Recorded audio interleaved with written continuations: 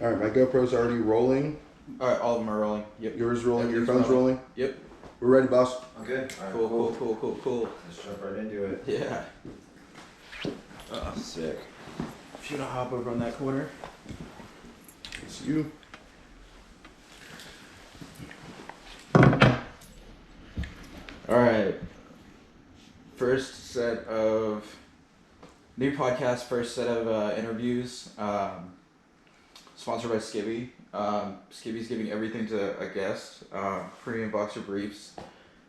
You've tried it. You really like their boxers. Yeah, they're sick. Actually, yeah, you hooked me up. Yeah. Well, I'll get like a couple months ago. Yeah. I'll get them to send you some. They didn't have anything big enough for you because you are the big dick bandit. So there's a pair of long socks. Thanks, bro. That's all they could think of. Appreciate it. Yeah, Shout out Skibby. for the well endowed. Let's do it. We got Grant Kemp. Grant and I have been friends for a long time. She lived with you for a bit. Yeah, dude. At Cole. Over in Hollywood. Yeah. Crazy fucking times. Yes. Buddy was on a sick one. Yeah. Grant, what have you been up to? Because I haven't seen you in a bit. Nothing, man. Just working on music a lot. Everything's going well with that. I'm pretty excited about where things are at, where they're going. Breaking Sound actually just made me their distro artist of the year, so going to be celebrating that at Break Room 86 on the 30th. So if anybody wants to pull up, slide through. Hell yeah, dude. And they're giving you that award, right? Yeah. So they just hit me up about it. Number one artist. Yeah. That's sick. Do you have any shows coming up? As of right now, I might play a couple songs at Break Room 86 on the 30th in LA. So I would call that the next one. And then might be playing a show out in either Houston or Vegas pretty soon with a couple people. We might get like Nathan James and TX2 out and dude, that's sick. Rip a show. Yeah. All right. Well, now that we got business taken care of. Yeah. Dude. Okay. So there was one time you threw a massive party at our place, and I got to meet one of your friends from high school. Okay. And I always like to figure out like who people were in high school and whatnot. Yeah. What kid were you? Were you like the loner who like? Dude, honestly, in high school, like I ended up moving from California like after 8th grade before my freshman year. So I came into a high school in Ann Arbor, Michigan in the Midwest. Like I didn't fucking know anybody. Like, so I walked into the first day of school just like, I don't really know where I'm going to sit at lunch or whatever, dude. And it was way different than California. Like things are a lot more like separated out there still and sort of not like old school, but yeah, it just wasn't really like California. So going into high school, like I wasn't like the popular guy or anything like that. I was just trying to find some friends, you know. So used to play ice hockey and stuff, and then I moved back to Michigan, or I moved back to California from Michigan my senior year in high school. So again, walked into high school, the new senior, didn't fucking know anybody. Dude, that must have been fucking lonely, dude. Yeah, I mean it kind of sucked, but at the same time, I think it helped me with social skills and stuff because it forced me to just be open to meeting new people and having to put myself out there. And yeah, so I think it did kind of shape me into the person I am today where, you know, I'm very social and I can, you know, meet any kind of group of people and kind of get along with them, you know? Yeah, dude, that's one thing I've always noticed about you is there's no stranger when it comes to Grant. Like, yeah, I'm just like, what the fuck is that? Like, and you're so inviting too. Like, people will literally come right up to you off the street, and then it's that smile. It's the smile that gets them every fucking time. Yeah, dude. Yeah. Well, dude, that's crazy. What put you in Michigan? My dad just moved out there for like work stuff, and that's just where I ended up. I didn't have a fucking choice. Yeah. I sure as hell didn't want to, but I mean, yeah, people are nice there. It was shitty moving there like right before high school started because it's kind of like moving, and so you never really get that core group of friends and stuff to where you're like super comfortable at school in the first place. But yeah, I mean, it was fine. Dude, that's sick. What crowd were you running with your senior year? Like, dude, my senior year, so like my cousins were from like the next town over, and so the summer before my senior year started, I spent like a lot of time out there, and so I had a lot of friends over there. And then when I was in high school, again, I was the new senior, so like I made friends with a lot of chicks, but like dudes weren't very like receptive to being like, let's be homies or whatever. So really it's are, like yeah. I kind of ran with my cousin's friends from Livermore that were like on that side of town more. I kind of just had friends sort of all over, but I didn't really have like a clique in high school per se, you know? Yeah. Yeah. Were your cousins like what like inspired you to like kind of pursue the life you lived? Do you feel like you grew up a little bit quicker than most? Like you left high school a little bit sooner hanging out with them than you actually left high school? I think so, dude. Yeah. I mean, just the type of shit that we would find to do for fun was kind of outside of what most high school kids would do. You know, we would go to like shows, or we would go find places to party that were in like other cities or whatever. Like we weren't really like, oh, I got to go to this cool party or whatever. Yeah. We just kind of made our own fucking path, you know? Yeah. Made your own fun. Yeah. Yeah. Dude, that's crazy. Dude, and one thing, dude, in hanging out with you, or like, dude, even in living you, when I lived with you, Yeah. he doesn't stop. This is the most hardworking dude who does not miss out on anything. It's not fear of missing out. Yeah. He just always likes to have fucking fun. Yeah. He always likes to like walk out into the world and see what opportunities come across his way.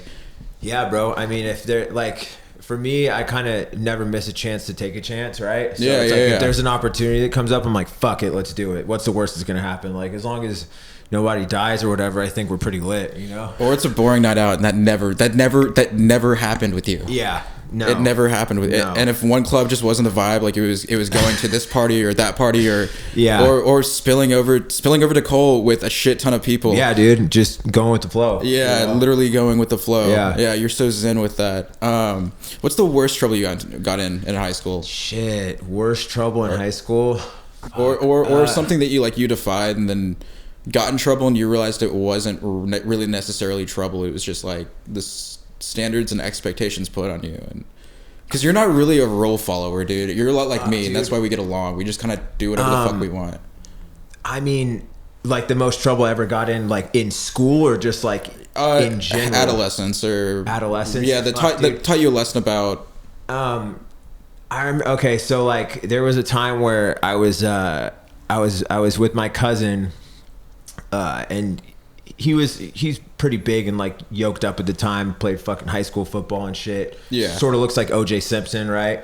Like big black motherfucker, right? Yeah. And so we're like pulling out of this fucking apartment complex and into like a turn lane to go left, right? So pulling out, there was a big row of these huge ass bushes, right, with where the turn lane was. So it was kind of one of those turn lanes where it was a little bit blind to where it would be pretty easy to pull out in front of someone if you weren't really paying attention. And so I pull out, and he doesn't have his seatbelt on, and there's some cops that are like pulling right towards us in like that fucking lane, right? Yeah. So he fucking panics and starts like struggling to put his seatbelt on because he doesn't have a seatement on, right? And I'm like, damn, bro, dude. what the fuck are you doing? Like, chill out, right? So of course we get blurped.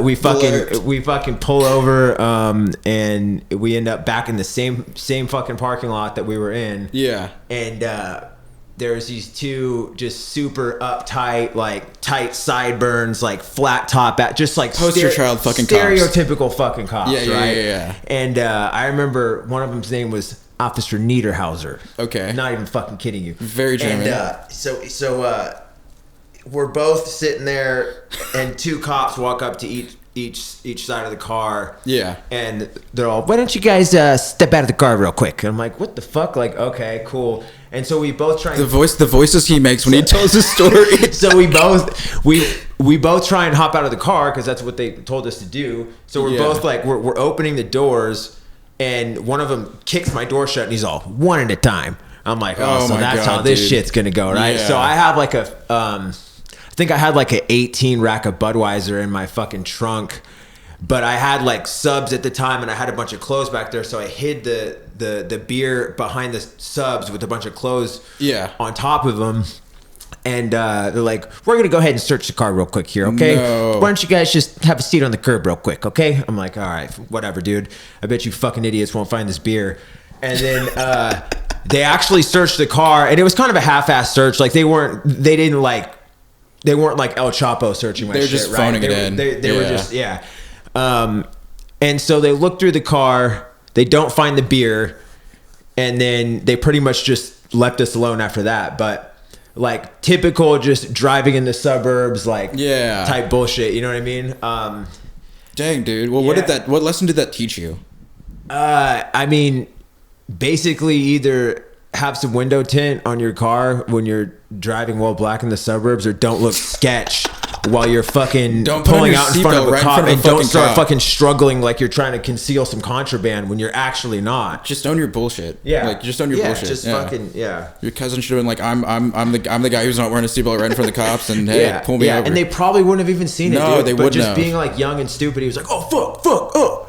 I mean, we all had friends like that growing up who got us in trouble. Yeah, 100%. Yeah. But one of my things through life is don't get caught. Just like if you're gonna whatever, like everyone does a little something wrong, just don't get caught and don't be obvious. Yeah, bro.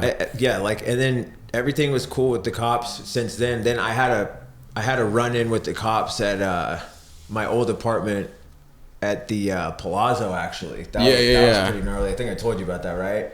Dude, I probably don't remember, because every time we would tell stories at like 3 a.m. Yeah. There was one time we were like telling stories at 3 a.m. and nothing was sticking. Yeah. And his girlfriend pulls out a breathalyzer. You probably have a video of it. Dude, I remember that. I have a video of it. Dude, I'll get the video for you later. But Oh boy. It ain't gonna be good. It's gonna say exceeded again.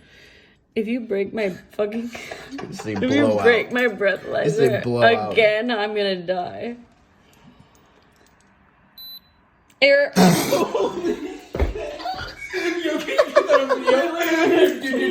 at, babe. BAC exceeded. Hold on, is it... Air, yeah, we were blowing like, and it shut down. It was bad. It broke on me. Yeah, we thought it was broken, and then we blew. But no. Tell the story. Oh, so when I used to live at the Palazzo or whatever, at the time, this kid, who's actually he was on last season of Euphoria. His name's Ansel. He was living with me at the time because he was just checking out LA, like looking at modeling agencies, talent agencies and shit like that. And like he used to party super hard. And I was, at the time, I was dating somebody. And so like she had convinced me to stay in and just chill. And he ended up going out with this promoter that lived up the hall that I had just met that night. Like he came over with him, like he like introduced him real quick. They go out, whatever, right? So later that night, like I'm in bed, I'm just chilling. I just smoked or whatever. I'm super tired, and like I'm about to go to sleep, and like my phone's just blowing up. Shit. And I look at it and I'm like, what the fuck, dude? Like, what is this? And it's Ansel. He's all, bro, unsafe situation. Like, don't answer the door. And I'm like, oh fuck. God, like, dude, bro, what did you do? And so like not but 15 seconds later, I hear pounding on the door. Bam, bam, bam, bam. Grant, LAPD, open the door. Open the door. Dude, and I'm like, first fuck, name. dude. And like there's people have been partying in my house, right? So there's a bunch of shit on the counters that shouldn't have been on the counters.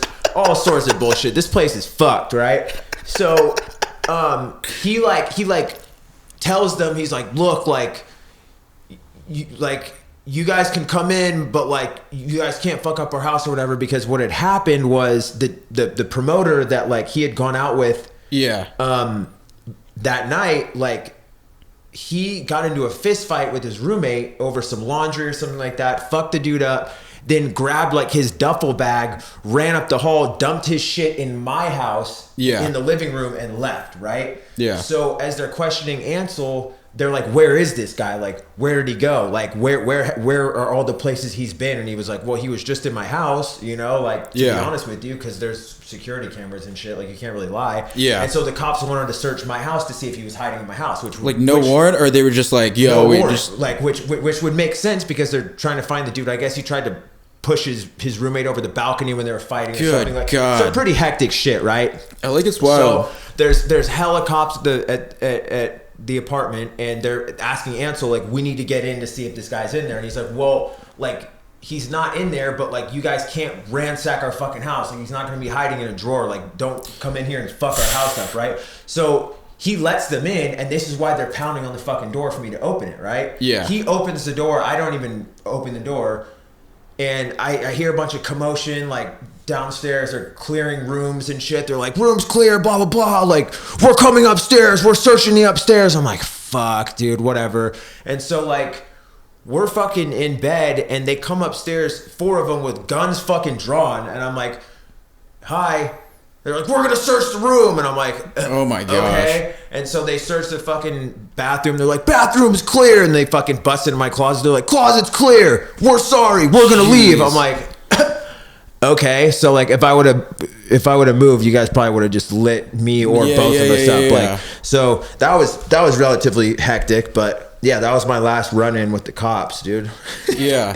Just 4 guns in my face. Jeez. You brought up a point. And I want to say this. Grant has always been a dude who, a lot like me, is good at finding people with talent or believing in them. Yeah. And if that's not enough, hey, dude, do you want to move in?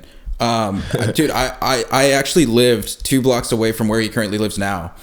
And everything was falling apart with that. And I thought I was truly out for the count out in LA. And last minute, Grant was living in a penthouse off Melrose. Yeah. And he was like, hey, dude, just move in. Yeah. And gave me a room. And I want to say, like, during that time, I learned so much about growing yourself creatively and turning it into a business. Yeah. And making it into something. And I've never really thanked you for that. Oh, for I sure. mean, I've always Yeah. shown a little appreciation and stayed out of the way. And for sure, helped you dude. with whatever. But you've done that with so many people in the past. And you've been burned so many times. Oh yeah, for sure. But what inspired that? Like what fueled that for you? What made you, it's one thing to help someone out, but to just, open arms and really push people along, and you've truly changed people's lives. Yeah, dude. I mean, I think for me, like if I see somebody's like a good person and, they have a lot of potential and stuff, and like, that's just sort of how I am. Like, if I can do somebody a favor, like, I'll just do them a favor without really expecting anything in return. You know what I mean? And so that kind of like what I believe is like what goes around kind of comes around, right? Like, so, for example, if I do somebody a favor and somebody asks them about me, like the first thing they're probably going to say is like, oh yeah, like, blah, blah, blah. He did this, this, and this for me. Like, he's super cool. And then based on that, like, they'll probably be like, oh yeah, we should use him for this, or we should book him for this, or whatever. And it's not like, I'm expecting that, but at the same time, it's like, this is a very small town, and it, people that move fucked up, everyone knows about it, right? You can only run so many schemes and bullshit so many people and fuck over so many people until everyone's like, dude, that guy's a fucking scammer. Like, don't fuck with that dude. Or a lot of times, those people, their shelf life and their days are so numbered. Yeah. I mean, everything comes full circle in LA. It's crazy. I've had friends move here completely separate. We met, and then a year later, they're hanging out with people from my hometown that moved here, and it's so cool to see how like your whole story becomes like this whole like full circle thing out here. Yeah. I mean, even meeting your friends that you went to high school with, and I don't know, everyone knows everyone out here, and it's cool because it does truly make it a community of the best coming together and moving forward. Yeah. Is there anyone that you'd like to work with in the future that you've known for a while, and then you just liked their style of how they do, and you want to pursue it, whether it be in music or like photography, or maybe someone like we've never heard of, or yeah, I mean, there's a lot of people that like I kind of watch, and I kind of try and figure out, what they stand for and what the vibes are and stuff like that. And like, I've been a pretty big fan of Magnolia Park for a while. It would be sick to do something with them. Do you know them?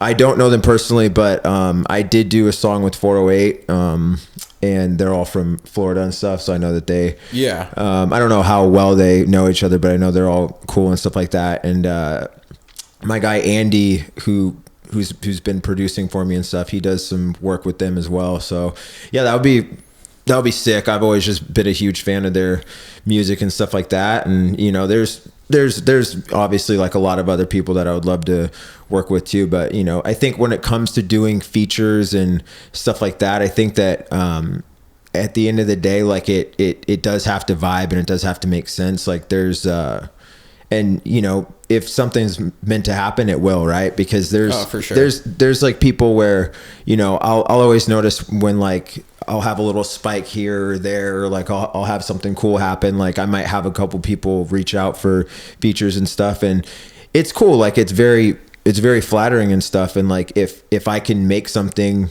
that makes sense with who's asking me, like yeah, like I'll probably fucking do it, right? Yeah. But it's just it's got to come together in like a pretty organic way, if that makes sense. That's what kind of sucks too, is the throes of LA are, whenever you're experiencing a high, no matter how big or little it will be, everyone wants to jump on board. Yeah. What's funny too is, dude, like a lot of times when I'm hanging out with someone, they want to know how you're doing and like what you're up to. Yeah. More than like they want to talk to me. And I'm like, this sucks. Like this, you're asking me about like, hey, where's Grant? How's he been? What's he up to? What's Grant up to right now? I'm like, I don't know. I lived with them like a while ago, but I don't know at this specific moment what he is doing. I'm not like, I'm not there, right? Yeah, it's funny, but same with like little successes.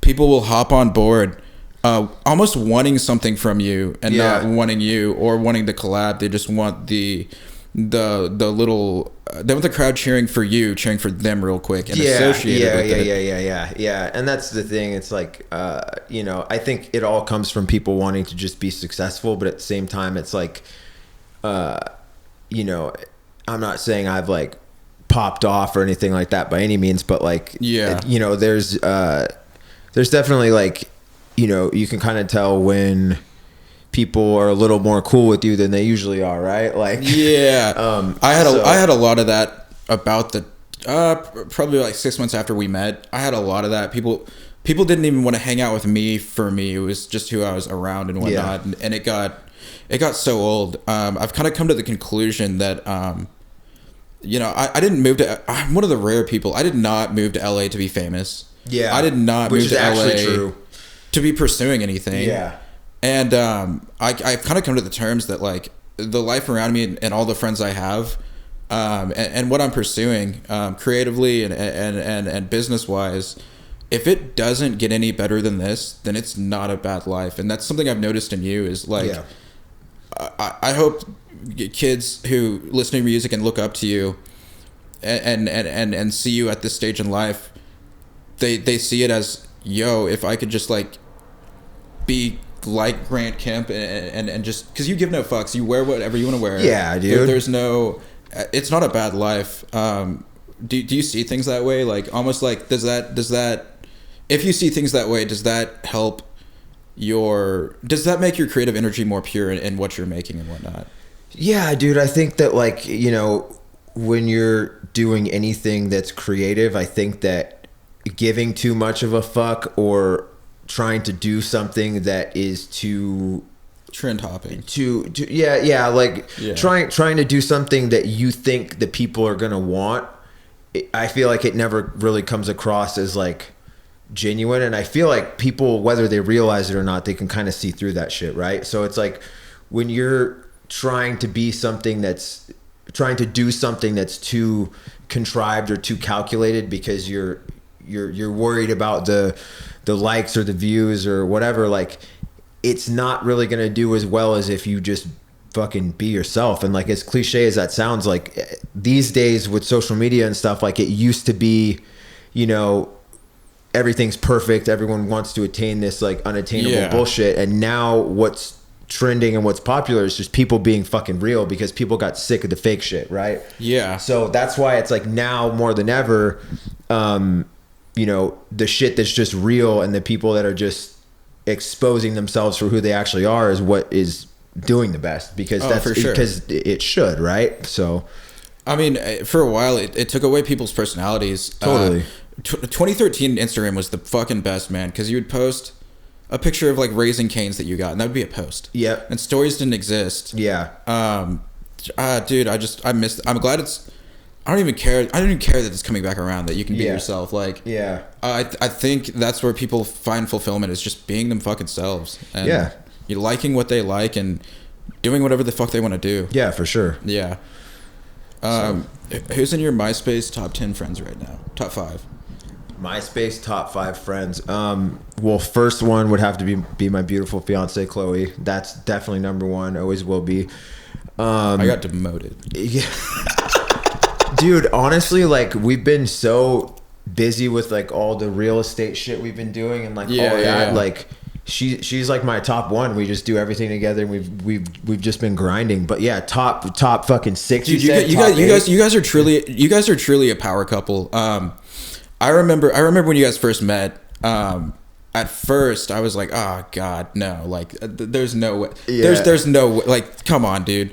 But then I met her, and dude, like, it literally, it's your second half. Like, yeah, bro, dude. There's nights out on the town I've run into Chloe, and like, it was straight, just like, wow, I have another friend that just came out of nowhere. Exactly, dude. Dude, yeah. What was I gonna say about that? Fuck, I always lose my train of thought, and that's like one of the greatest things about me. We were talking about MySpace top 10. Yeah. Fuck. Damn. I was gonna say something like really great too. All right, continue on with what you're saying. Yeah. So, yeah, I mean, besides all of the like real estate stuff we've been. Oh yeah, doing, that's what I was gonna say. Yeah. Dude, tell them about you just opened up an Airbnb in Big Bear.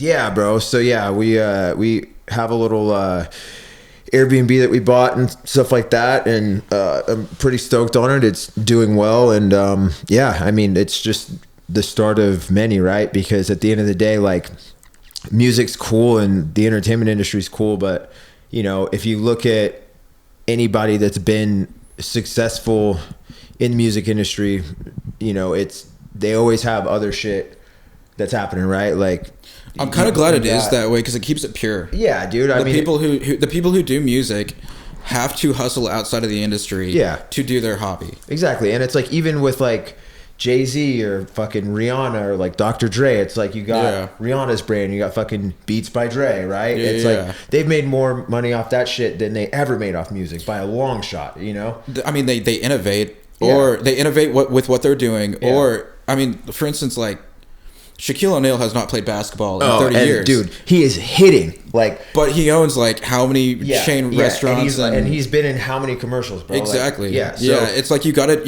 do the shit you don't want to do to keep. There's kids these days that probably don't even know Shaq played basketball, bro. Exactly. They just know him as Shaq, like, or NFT Shaq. Yeah, or like they think he's just like DJ Diesel. Like, they don't know.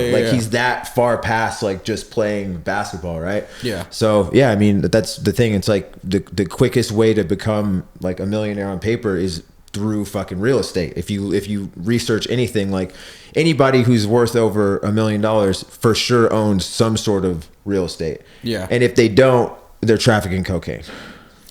How did you come to the realization that real estate was like the quickest way? Because a lot of, like, I work at Total Wine. There's a lot of celebrities that do like celebrity alcohol. Yeah. Like, that's a huge trend right now. Yeah. But like, you're right, real estate's a much better investment. How did you come across that? I mean, my aunt's been a real estate agent like my whole life, and so I kind of grew up like, you know, when I'd be hanging out with my cousins, like she'd always be on the phone like, everybody shut up, this is the client, shut up, hello, this is Angela. Like, that type of shit was happening like all the time, right? So from like a young age, like, I realized that, like, well, fuck, like, if you buy real estate, that shit's gonna go up in value if you buy it in the right area, and like, guaranteed you're gonna make money off of it. And like, the more assets you have, the more money you're worth, right? So it's like, if I were to hit up a bank and, you know, I have this like, if I have $10 million worth of assets in my name that are, you know, the majority of them being real estate,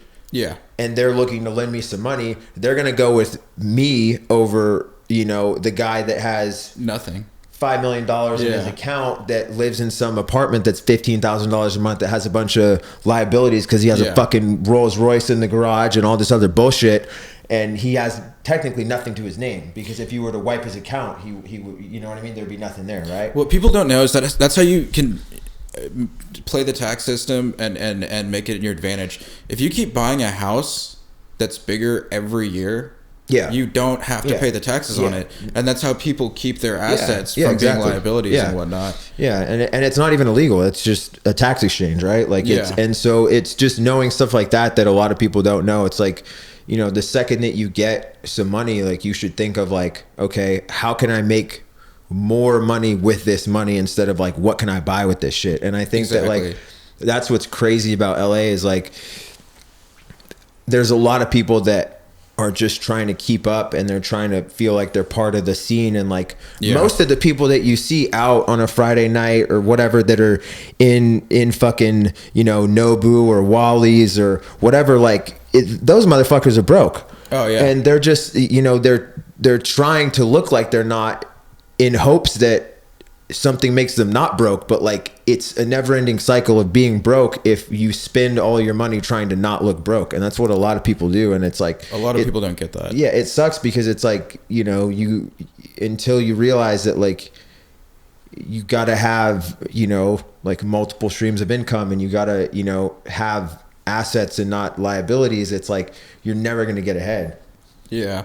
For those of you that don't know, the voice of God right there was my partner on this podcast, Jake Baumgartner, good friend of mine, really smart dude, and just dude, it's cool. It's cool. It's fun to introduce friends to friends and whatnot, because I mean I only operate off friends now. I don't do anything for people I don't give a fuck about, and I truly don't care to be around people who don't want to like work towards something or build each other up or stuff like that.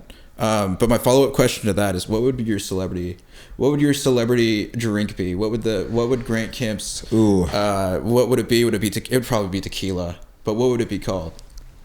Oh, like what would my like say you're doing an 818 like Kylie did, like what's Grant Kemp's tequila coming out and how's it being branded and changing the world? Like say you had to do that right now, gun to your head, if I had to come up with it right now, it would be called Bandit Tequila. Bandit Tequila. Why? Because